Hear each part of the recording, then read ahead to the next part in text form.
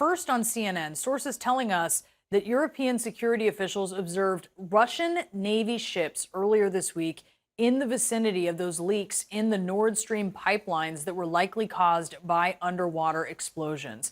With more now on this, we have CNN reporter Katie Bowe-Lillis. She is part of that team that broke this story.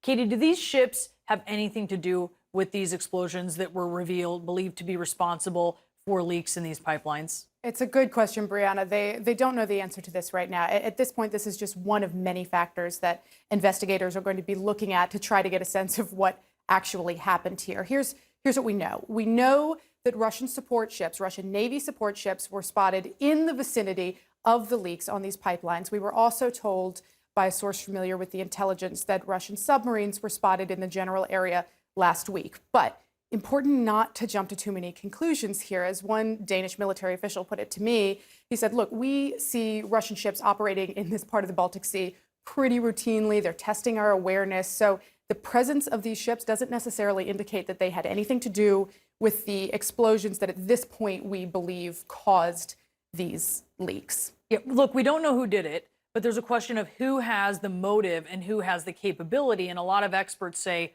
Russia. And that's why they're looking at that, even as they can't prove it at this point in time. So what happens next? So Denmark and Sweden are both investigating. It's another really good question. Denmark and Sweden both investigating. The U.S. has said they will provide them with intelligence that it has in their possession. But we spoke to multiple U.S. officials yesterday who said the United States just still doesn't really have a firm sense of what happened here. They're being a little bit more circumspect than some European officials have been, publicly saying we believe that this was sabotage. It's our assessment that this was sabotage. And part of the problem here, Brianna, is that the Europeans haven't actually been able to get a site inspection done yet, right? They haven't actually been able to get a diver down to the physical location of these leaks to take a look at what actually happened. It's our understanding that there's some logistical and I would presume also some safety concerns with actually getting a diver down there. At this point, even though we are hearing from both U.S. and European officials that they believe Russia is the primary suspect here, largely for exactly the reason that you said, because these officials say, what other actor is there that has both the capability and the motivation to do this? Still more questions than answers here. Yeah, maybe those visuals would reveal something.